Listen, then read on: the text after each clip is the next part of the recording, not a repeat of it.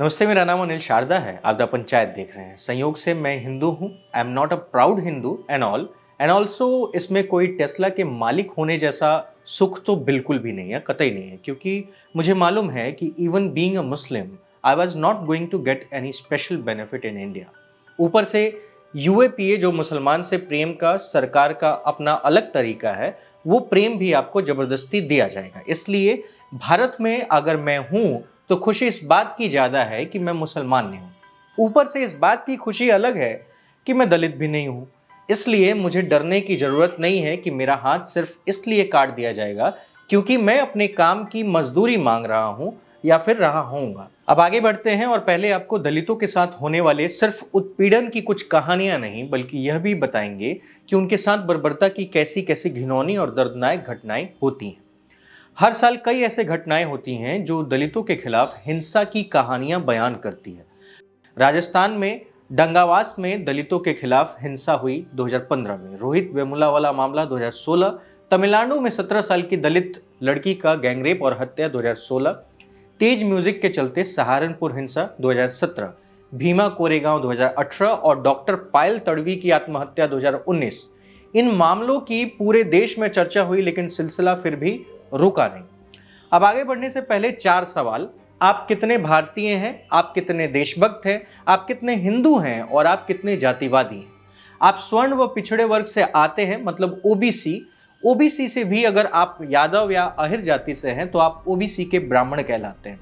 हालांकि आपके साथ भी कभी उत्पीड़न होता है और हुआ भी है, लेकिन फिर भी आप प्रिविलेज होते हैं तो आप सोशल मीडिया पर दलितों के लिए आवाज उठाते हैं। लेकिन आपको यह भी याद है और होना भी चाहिए कि आज भी आपके घर गांव में आपके दरवाजे के बाहर कोई दलित आता है तो कभी आपके सामने कुर्सी पर नहीं बैठता है, आप उसे कभी चाय ऑफर नहीं करते हैं। आप या आपका परिवार, आप अगर चाय ऑफर भी कर दिए तो आपके लिए एक अलग कप या उनके लिए या तो एक अलग कप या एक टूटे हुए स्टील का गिलास होता है जिसमें उनको देखा जाता है। क्या ये आपके सोच को नहीं दर्शाता है? क्या बराबरी के लिए जिस तरीके से समाज में संघर्ष हो रहे हैं क्या आप वो करते हैं?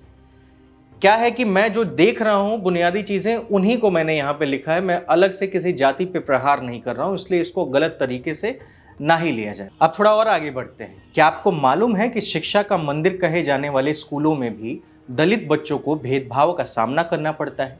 लेकिन यह सच है, जातिगत आधार पर भेदभाव, मिड डे मील के दौरान अलग अलग लाइन लगवाना, बच्चों को मारने पीटने जैसी शिकायतें, ये सब कुछ हमारे प्रिय भारत में ही होता है। जी, भारत में ही होता है, जिसे पिछड़ा समाज रोज का हिस्सा मानकर भूल जाता है।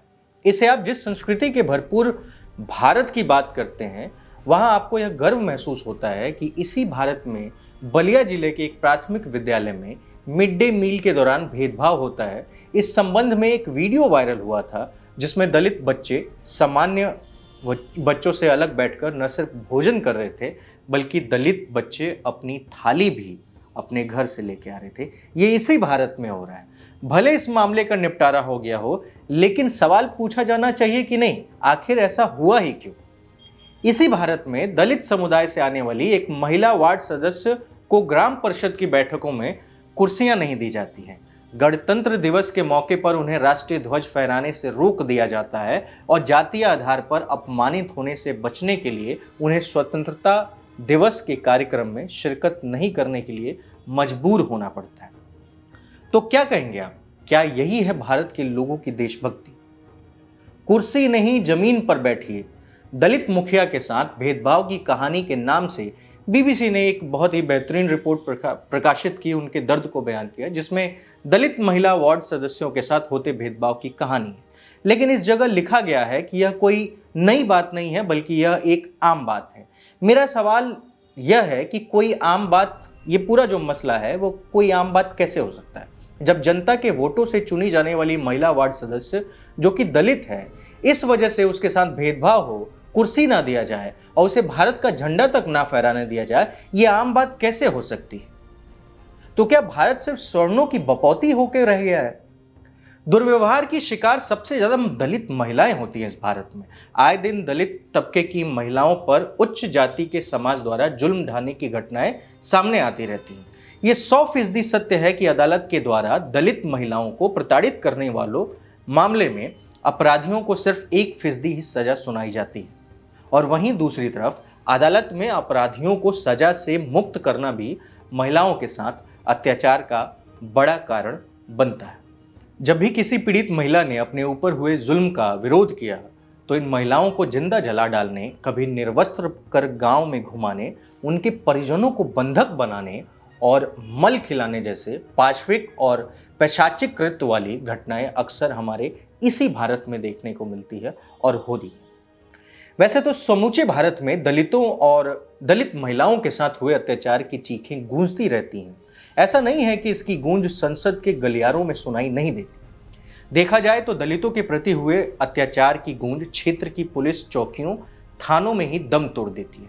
ठाकुरों की लाठियों का कहर जब बरसता है तो दलितों की सिसकियां सुनाई देती हैं। पुलिस के बूटों की यानी कि जूतों के बट का दलितों के सीने पर कील ठोकती नजर आती है। इनकी दर्दनाक चीखें संसद में बैठे चाटुकारों की उठापटक में सिमट के रह जाती है। दलित महिलाओं के हालात किसी से छुपे नहीं है। मुझे ये कहने में कतई संकोच नहीं है कि भारत में दलितों को बहुत चौकन्ना होकर अपना जीवन जीना पड़ता है। बाबा साहब डॉक्टर भीमराव अंबेडकर के कारण दलितों के हालात बहुत कुछ सुधर गए, वरना तो जानवरों से भी बदतर हालत थी इन लोगों की। और लगातार इन दलितों की जो स्थिति थी वो देश में आप देख पाए। ऐसा नहीं है कि दलितों के लिए कानून नहीं, लेकिन इनके कानून का इस्तेमाल भी बड़ी आसानी से वही कर लेते हैं जो इनका उत्पीड़न करते हैं। भारतीय संविधान ने महिला व पुरुष दोनों को समकक्ष रखकर उनके विकास के लिए समान अवसरों की गारंटी दी। अनेक प्रावधानों द्वारा महिला को सुरक्षा तथा संरक्षण प्रदान करने की व्यवस्था की गई, पर इन सबके बावजूद महिला की स्थिति में गुणात्मक परिवर्तन नहीं आया। क्यों? क्योंकि सामाजिक रवैये में बुनियादी बदलाव नहीं हुए। समाज ने महिला के प्रति अपने दायित्व के निर्वहन में कोताही बरती। यही वजह है कि आए दिन महिलाओं और विशेषकर पिछड़ी, दलित, दमित तबके के महिलाओं पर स्वर्ण संपन्न समाज अपना जुल्म ढा रहा है। संसद में छोटी सी बात को घुमा फिराकर नारी के अपमान का मुद्दा बनाया जाता है, परंतु जहां सचमुच नारी और दलित का अपमान होता है, उनको मुद्दा बनता ना देख इतनी तिलमिलाहट होती कि क्या कहा। किसी भी राजनीतिक दल में इतनी राजनीतिक इच्छा शक्ति नहीं जो समाज घातक सामंती मूल्यों से लड़ सके। उल्टे ये इनका संरक्षण ही करते हैं। कैसा हमारा देश का कानून और कैसा है हमारे देश का शासक, कि ये सब देखने को मिलता है। जब जब दलित महिलाओं के साथ कोई अत्याचार हुआ तब ये मीडिया, नेता, पुलिस प्रशासन, समाज सेवी संगठन आदि अपनी आंखें बंद किए रहते हैं। इन दलित महिलाओं को न्याय दिलाने के लिए कहीं कोई आवाज नहीं उठाई जाती। अगर ये महिलाएं किसी बड़े शहर, सामाजिक और आर्थिक रूप से संपन्न किसी स्वर्ण समाज से होती तो क्या तब भी मीडिया, राजनेता और समाज सेवी संगठन इसी तरह खामोश होती? क्या कभी आपने इस बारे में सोचा है? उदारवादी शिक्षा तथा वैश्विक प्रभावन के कारण जाति व्यवस्था के कुछ लाभार्थियों, विशेष रूप से ऊंची जाति के लोगों ने अपने आप को जाति संबंधों से खुद को पृथक किया हुआ है, किंतु भेदभाव होना जारी है, जो अनुसूचित जाति के लोगों की संरक्षा करने वाले विशेष कानूनों को और भी प्रभावकारी होने से रोकता है। यह बड़ी समस्या यह है कि पिछड़ी जातियां या शूद्र जाति व्यवस्था का पालन करती है तथा अपने आप को अपेक्षाकृत ऊंची जाति का समझते हुए दलितों के खिलाफ हिंसा करती है। समझने वाली बात है कि शैक्षिक तथा आर्थिक स्थिति में जो तुलनात्मक सुधार तथा नौकरशाही व राजनीतिक शक्ति तक जो दलित पहुंचे हैं वो सराहनीय है। दलितों ने यह कई संरचनात्मक, विधायी तथा विकास उपायों की मदद से हासिल किए हैं। ये सब एक प्रतिघात को उकसा रहे हैं।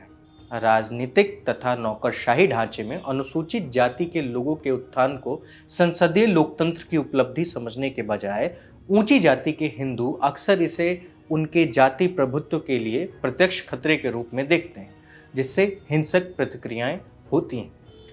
जरूरी है कि अपने इतिहास पर गर्व करने वाले ये लोग और तमाम लोग यह सोचें कि उनके इतिहास में दलितों के साथ क्या कुछ हुआ और वर्तमान में भी क्या कुछ हो रहा है। आज समाज में शिक्षित दलित है, लेकिन कम है। बावजूद इसके अब वह लड़ाई लड़ रहे हैं अपने हक की। वे लड़ाई लड़ रहे हैं अपने भविष्य को अपने बीते इतिहास और वर्तमान से बेहतर बनाने की। लेकिन यह देश, देश के नेता और देश के स्वर्ण समुदाय के लोग दलितों को उनके ही देश में सबसे वंचित रखना चाहते हैं। इसी सवाल के साथ कि आखिर क्यों उनके साथ ये असमानता दिखाई जा रही है, इस पर सोचना आपको है, समझना आपको है, शिक्षित आपको होना है, विचार आपने प्रस्तुत करना है। फिलहाल इस वीडियो में इतना ही। मेरा नाम अनिल शारदा है। आप द पंचायत देख रहे थे। बहुत बहुत धन्यवाद।